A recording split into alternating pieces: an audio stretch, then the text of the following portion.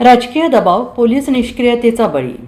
गुंडा निलेश गडदेवर वेळीच कारवाई झाली असती तर वाचला असता जीव.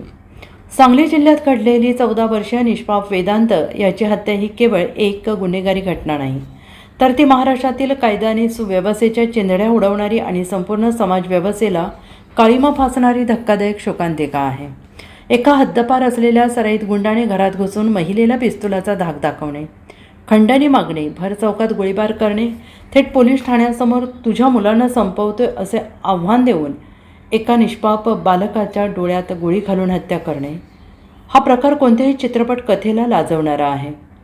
24 तासांच्या या थरारनाट्यात ज्या पद्धतीनं पोलीस यंत्रणेने केवळ बघ्याची भूमिका घेतली ते पाहता आता सद्रक्षणाय खलनिग्रहणाय या ब्रीदवाक्यावर जनतेनं विश्वास कसा ठेवायचा असा संतप्त सवाल निर्माण झाला आहे.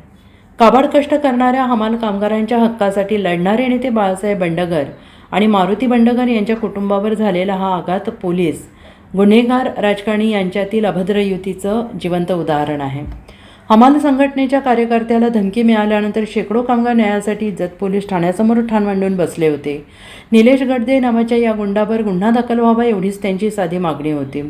परंतु कायद्याचे रक्षण करण्याऐवजी पोलीस यंत्रणा राजकीय नेत्यांच्या फोनचे वजन तोलण्यात व्यस्त होती आणि ही अत्यंत शरमेची बाब आहे.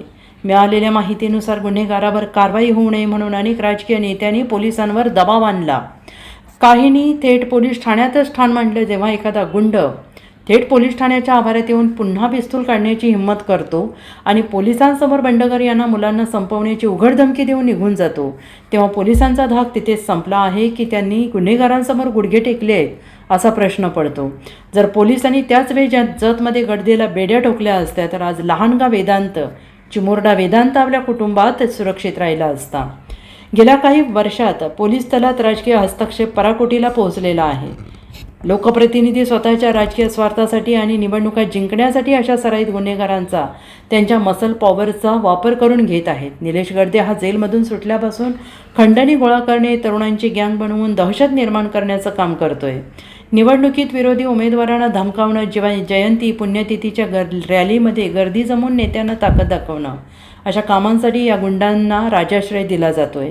नेत्यांच्या याच वरद हस्तामुळे आता गुन्हेगारांची मजल निष्पाप मुलांची हत्या करण्यापर्यंत जाते.